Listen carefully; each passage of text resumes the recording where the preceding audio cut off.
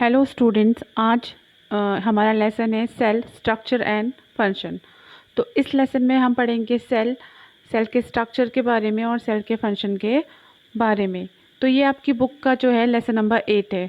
तो इसमें आज मैं आपको बताऊंगी व्हाट इज़ सेल क्या है, उसकी डिस्कवरी कैसे हुई and types of organism on the basis of number of cells. इन सब बातों के बारे में आज हम डिस्कस करेंगे। फिर आगे का जो भी टॉपिक्स होंगे वो हम नेक्स्ट वीडियो में डिस्कस करेंगे। तो जब आप बेसिक चीज़ें जानेंगे तभी आप आगे बढ़ पाएंगे। What is cell? तो cell is the structural and functional unit of life. अगर कोई भी आपसे डेफिनेशन पूछता है कि सेल क्या है, व्हाट इज़ सेल, तो cell is the basic structural and functional unit of life. Cell जो है लाइफ की स्ट्रक्चरल और फंक्शनल यूनिट है। Cell may be compared to bricks, as bricks are assembled to make a building. Similarly, cells are assembled to make the body of every organism. तो बोल रहा है कि सेल जो है उसे हम कंपेयर कर सकते हैं ब्रिक से, ईंट से। जैसे एक बिल्डिंग बनाई जाती है, ब्रिक्स को असेंबल करके, ब्रिक्स को जोड़ के, ब्रिक्स को लगा लगा के एक बिल्डिंग बनाई जाती है, वैसे ही cells are assembled to make the body of every organism. हर एक ऑर्गेनिज्म की जब बॉडी बनती है तो उसमें क्या असेंबल्ड होते हैं? सेल्स। इसलिए हम ये कह सकते हैं कि सेल, ह्यूमन बॉडी में सेल्स और किसी भी जो बिल्डिंग है उसमें ब्रिक्स जो है दोनों का सेम काम होता है, दोनों असेंबलिंग में काम आते हैं और असेंबल करके ही चाहे ब्रिक से घर बनेगा आपका और सेल से आपकी कोई भी ऑर्गेनिज्म की बॉडी बनेगी। Both bricks in building and cells in the living organism are basic structural unit. तो अगर आप बात करते हैं बिल्डिंग की, तो बिल्डिंग की जो बेसिक स्ट्रक्चरल यूनिट है क्या? उसकी ब्रिक। वैसे ही जो ह्यूमन बॉडी है, चाहे वो कोई भी ऑर्गेनिज्म की बॉडी है, तो उसकी जो बेसिक स्ट्रक्चरल यूनिट क्या है? आपकी सेल। तो इसमें ये तो प्रूफ हो गया कि cell is the structural unit of life. And functional क्यों बोलते हैं इसको, यहाँ पे मैंने मेंशन नहीं किया, लेकिन जब आप हायर क्लास में जाएंगे तो आप से ये पूछा जाता है कि why cell is called the structural and functional unit of life.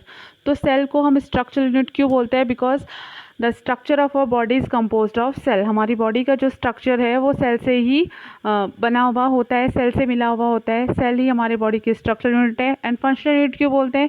क्योंकि जितनी भी लाइफ एक्टिविटीज़ हैं हमारी ह्यूमन बॉडी की, जितनी भी लाइफ एक्टिविटीज़ हैं, चाहे वो एक्सक्रिएशन हो, रेस्पायरेशन हो, डाइजेशन हो, है ना, ट्रांसपोर्टेशन हो, वो सारी चीज़ें जो है सेल के अंदर ही प्लेस करती हैं, सेल के अंदर ही होती हैं। तो इसलिए हम सेल को फंक्शनल यूनिट ऑफ लाइफ भी बोलते हैं।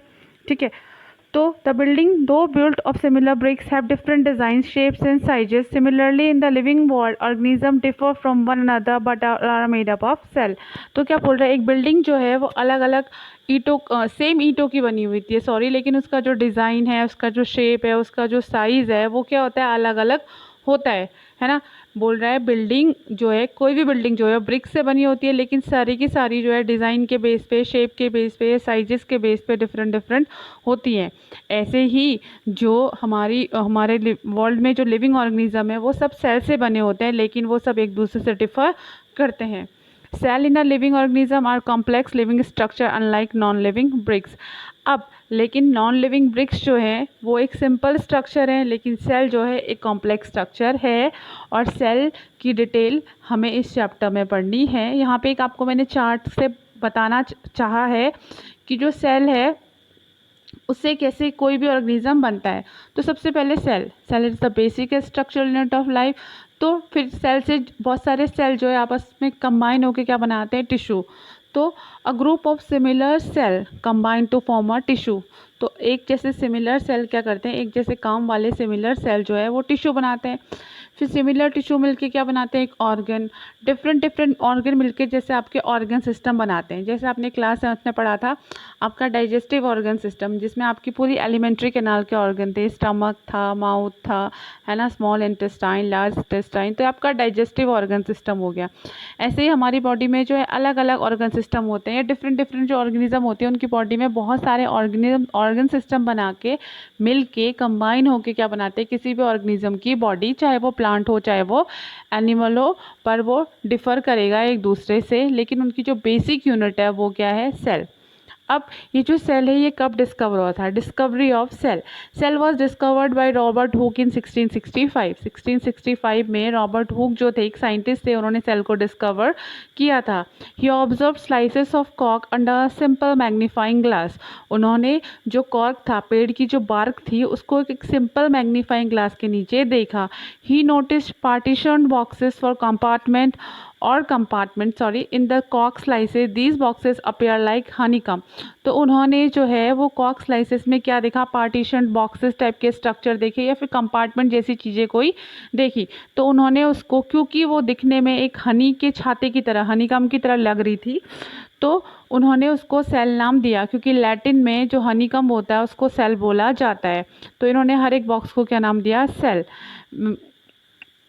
ठीक है। Very little was known about the cell for next 150 years after Robert Hooke's observation. Robert Hooke की ऑब्जर्वेशन के बाद भी लगभग 150 सालों तक सेल के बारे में बहुत कम जाना जाता था।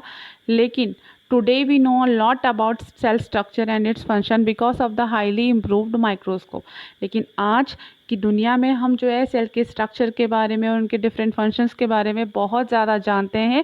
पहले से 150 ईयर्स की कंपैरिजन में जो है हमारी नॉलेज बहुत ज़्यादा हो गई है, क्योंकि आज हमारे पास क्या है? Highly improved microscope. Organism so variety in cell number, shape and sizes. जो ऑर्गेनिज्म होते हैं, कोई भी ऑर्गेनिज्म हो, चाहे वो प्लांट हो चाहे एनिमल हो, वो क्या करेगा? वैरायटी शो करेगा सेल के नंबर में, सेल के शेप में या फिर सेल के साइज में। तो यहाँ पे हम जिस वैरायटी की बात कर रहे हैं वो है नंबर ऑफ सेल।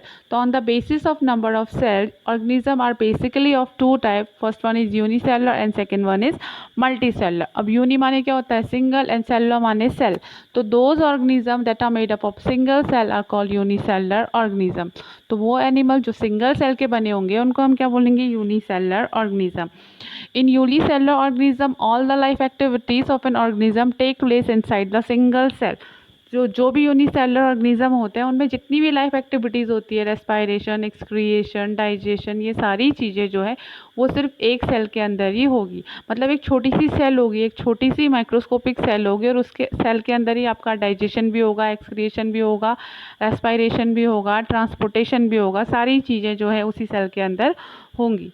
तो एग्जाम्पल जो है यहाँ पे आपको कुछ फिगर दे रखा है। अमीबा। अमीबा जो है एक यूनिसेलुलर ऑर्गेनिज्म है। यूग्लिना एक यूनिसेलुलर ऑर्गेनिज्म है। पैरामीशियम आपका यूनिसेलुलर ऑर्गेनिज्म है। एंड क्लेमाइडोमोनास जो है वो आपका एक यूनिसेलुलर ऑर्गेनिज्म है। और भी बहुत सारे यूनिसेलुलर ऑर्गेनिज्म जो है वो दुनिया में एग्जिस्ट करते हैं, पर आपको कम से कम 3 या 4 यूनिसेलुलर ऑर्गेनिज्म के नाम पता होने चाहिए, तो आप इनको याद कर लेंगे। ठीक है।